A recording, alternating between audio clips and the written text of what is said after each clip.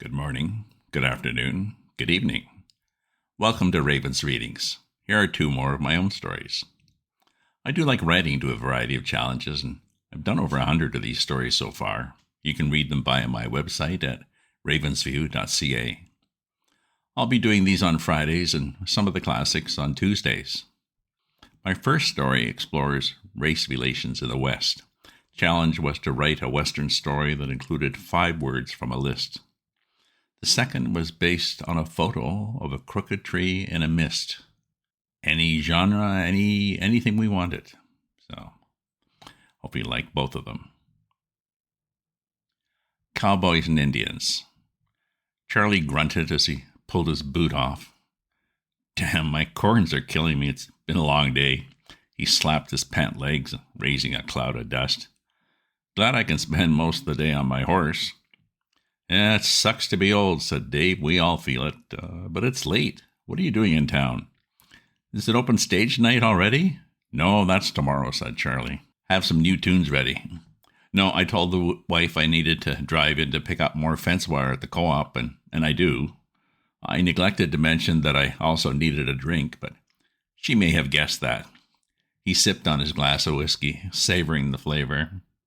He wiped his white mustache and nodded at the bartender. Bonnie, another one, please. How's your water holding out at your place, said Dave. Stream's starting to dry up, said Charlie, and so are the wells. North Pasture's pretty bad. I really need some extra from that stream. Well, that's snowmelt coming in from the mountains, said Dave. It should be fine, shouldn't it? Should be, said Charlie, but I think it's being all used by that new guy upstream from me. Some Indian guy bought some land to run a feedlot from, just finishing off beef for market. Guess he doesn't know we need to share things around here, especially water. Another one, said Dave. Where do these people get the money? They all have big families, said Charlie. Everybody chips in. Plus the bank always seems to have extra credit for them, something with federal backing. And seems every month another one moves in, said Dave. I wish they'd stay in their place. Charlie, it isn't right. This is our land now. It should be our own people buying it up. Well, these people don't even go to church. I hear you, said Dave. I do wish the government would help us people, too. The latest plan from Ottawa is that they want us to license all our wells, make us apply for a permit to draw our own water from our own land. Charlie's family had been raising cattle here since his grandfather homesteaded in the area over 100 years ago. They'd not been one of the lucky ones to find oil in their pastures, but thanks to hard work had managed a good living. But lately he'd seen beef prices drop and feed and fuel prices rise. And survival was now just a delaying tactic, selling off parcels of land. And as the old spread shrunk, the old families moved out and new ones in. People without an appreciation for all the work that had already been done to make this a strong community. Well, another round of medicine, said Charlie, and then I really need to get going. Charlie thumped the dash as his Jeep shuddered to a stop. He turned the key, pumped the gas, just a whir and a clunk. He really hated machinery. He'd grown up with horses and wagons doing all the work around the farm and didn't take to all the equipment that seemed to have taken over. Some of his neighbors even rode their fence lines on dirt bikes, and then were whining into their cell phones when a sudden snowstorm caught them unawares. It was getting dark now, and Heather would be worrying about him. He pulled out the cell phone his son had bought for him and gave her a call. No, don't come out, dear, he said. Someone will come along in a bit, and I'll bum a ride home. Just wish I'd brought my rifle so that I could shoot this damn thing and put it out of its misery. He didn't bother to climb out, as the driver's door was tied closed with some rope. He settled back, relaxed, and lit a cigarette. He's almost finished it when he saw a light approaching from town. He didn't bother to get out, as he knew none of his neighbors would just drive by. They'd stop and check, so he's surprised when the car slowed, but passed him. Charlie tooted the horn a few times and watched as the car stopped and then reversed. The driver got out and walked over. It was his new neighbor. He waved and smiled as he walked toward Charlie, white teeth right against his dark skin. Charlie, what is wrong? Is it broken? He said. Oh, no problem, said Charlie. Just taking a rest. Sorry, I forget. Rajit, he said, I was just in town picking up some spices my family sent me. Are you sure this Jeep is okay? It looks like some of the old ones I worked on back home. You can fix things like this? Asked Charlie.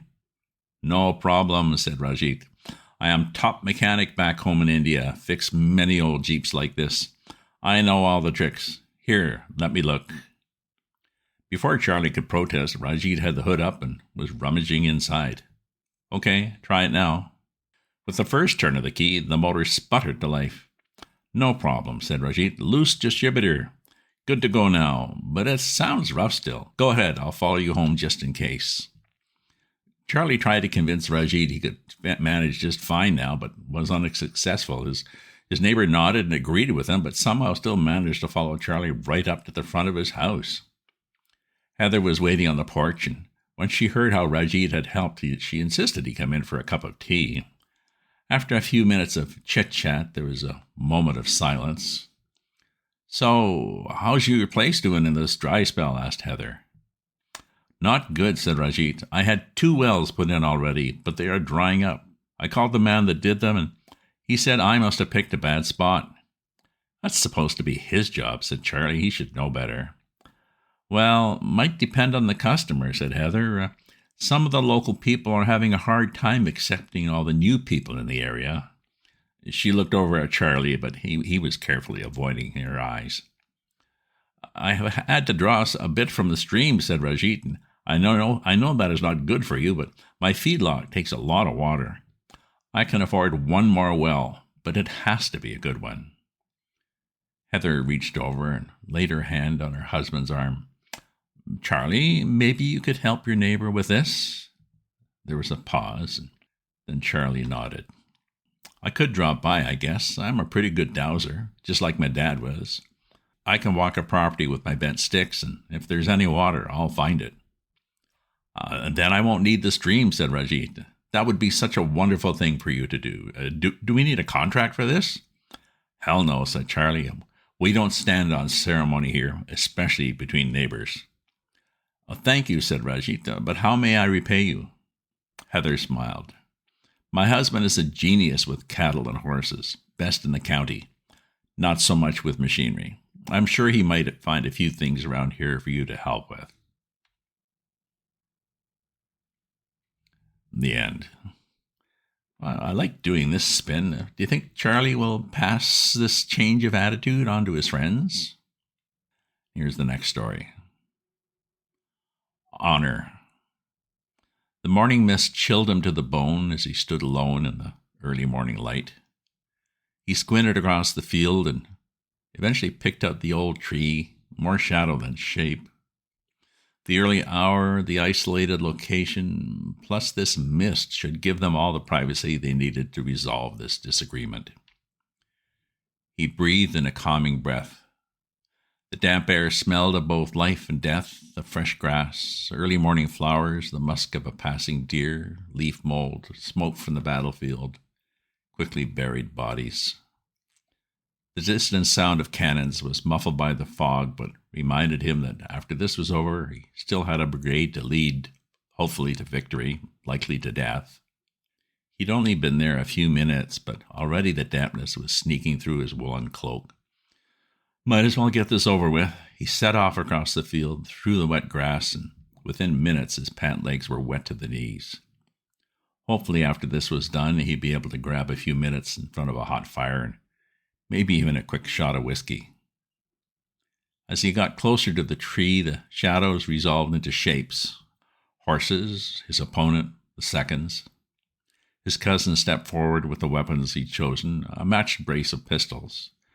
He picked one, then waited while the seconds retired to load the guns. He hoped the powder was okay. Last time he'd had a misfire. The morning sun was just starting to burn through the mist as he stood back to his opponent, pistol cocked and ready. The seconds started counting out the paces for them. 1, 2, 3. At 10, he turned, aimed, and fired. A miss. Damn. He saw a puff of smoke from his opponent's pistol, then heard its pop. He felt a sharp pain in his chest and crumpled down into the wet grass. He blinked as a red mist formed in front of his eyes. Waiting to respond. 5, 4. He stretched, adjusted his helmet, and flexed the haptic gloves. Squeeze the trigger, he thought. Don't pull. 3, 2, 1, 0. The morning mist chilled him to the bone as he stood alone in the early morning light. The end. So, will he keep trying? How many loops will be in this mist? Stay tuned for more podcasts, either my own stories on Fridays or some of the classics on Tuesdays. If you subscribe to my newsletter, you'll get the next installment as soon as it's ready. If you enjoy this reading or have other stories you'd like to hear, leave me a comment. And do check out my other posts on my Substack at ravensview.substack.com. Ta-ta for now.